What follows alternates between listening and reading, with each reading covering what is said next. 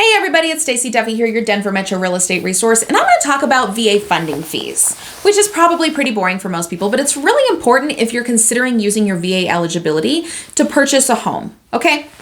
So I am all for VAs being able to use that benefit, right, in that program. In the last few years in the market situation, they haven't been competitive enough to try to take advantage of that, or it's been not as competitive as other offers. And now that our market situation has changed, there's something to be aware of, okay? So this is a go ask your lender XYZ situation.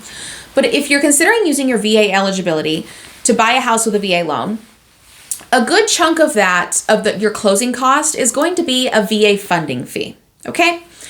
And that's the VA saying, hey, we'll get you this awesome loan, but by the way, we need to get paid up front for the program, eligibility, all this other stuff. I'm not a lender, go ask your lender, okay? And the VA and everything. So the issue with that is, yes, you can buy a house 0% down, but the closing costs are pretty hefty because of that funding fee. Now, a lot of people say, okay, well, I have money, like I have a house right now, I'm gonna sell it and I'm gonna buy something else and use my VA eligibility, which is great. And we'll talk about VA assumptions because it's a great way to get your house sold in the current market, but you have to understand what comes with that. Totally different video. But let's say you're like, well, I mean, I have money that when I sell this house, I can put 10% down towards a new one, but why would I? Well, if the rates are 5, 6, 7%, it's going to save you a good chunk of money, right? Because you're borrowing 10% less money. If the rates are 2, 3, 4%, maybe you're like, yeah, I can borrow the 10% pretty cheap.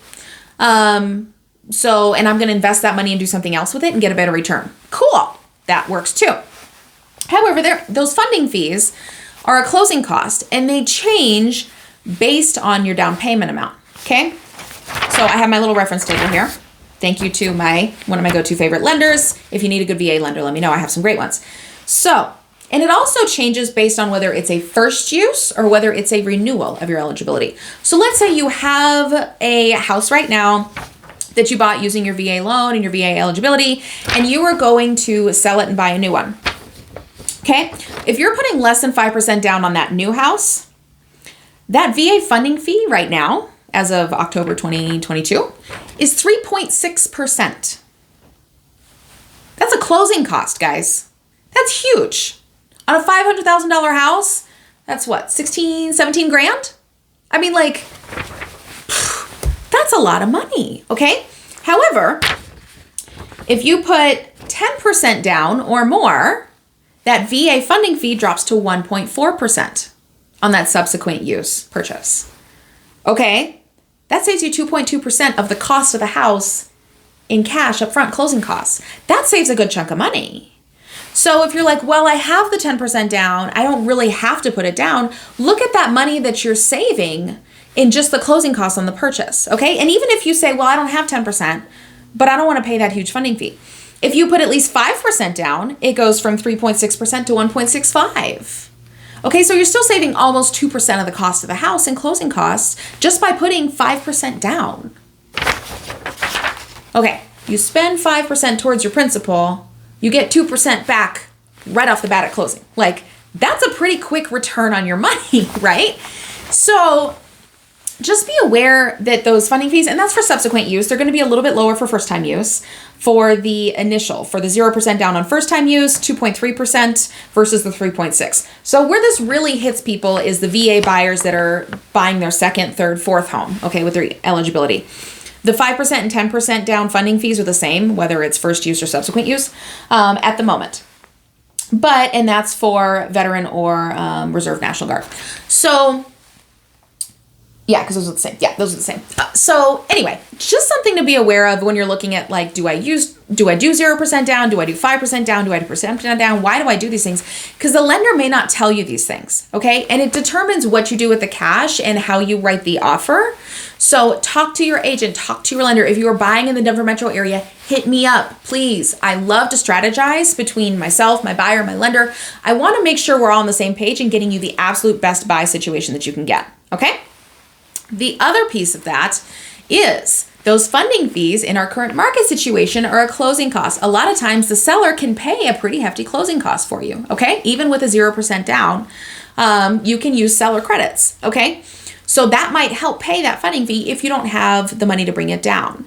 But that also determines how your agent writes the offer on the house if you're in a tight cash situation on a VA. Because a lot of people are like, oh, 0% down, I don't have to bring that much cash. And then you find out you have this 3.5% funding fee and you're like, whoa, where am I supposed to do that? And then now you start looking for down payment assistance programs or something to stack on top of it, when you really could have just negotiated that into your offer.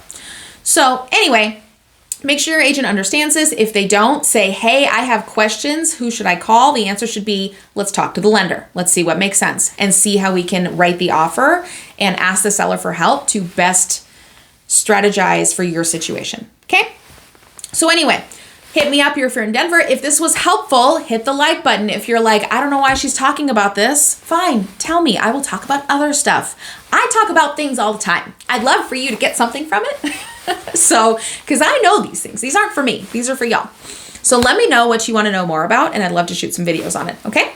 If you need an agent, especially a VA agent in another area that understands these nuances, that understands the market, that understands the subsequent use, the assumptions, whether you're going to keep your eligibility or relinquish that, or it stays with your loan when you assume it, or when the new buyer assumes your loan and you're selling your house. There's a lot of little things here that making sure people can advise you or give you information for you to make an educated decision, because it's not our choice, it's yours. You need to have enough information to make an educated decision. But you also need to have an expert that understands these things so you can know what you need to know.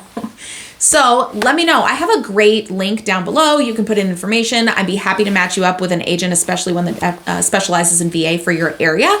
Happy to help with that. So anyway, thanks so much for the time and have a great day.